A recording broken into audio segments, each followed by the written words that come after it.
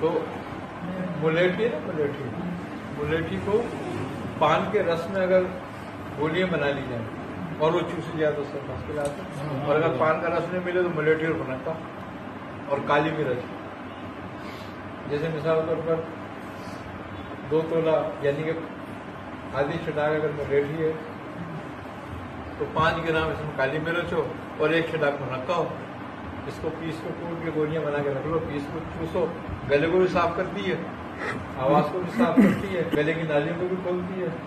اور نالی کی خشکی کو بھی دور کرتی ہے۔ 25 گرام ملیٹھی، 5 گرام کالی مرچ اور 50 گرام منقع، یہ بہترین ہے چوسنے کے لیے گولی اور بے ضرر اور طاقتور ہے۔ تو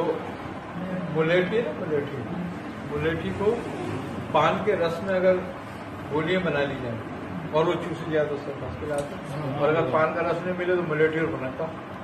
اور کالی مرچ، جیسے مثال کے طور پر 2 تولہ یعنی کہ آدھی چھٹاک اگر ملیٹھی ہے تو 5 گرام اس میں کالی مرچ ہو اور 1 چھٹاک منقع ہو،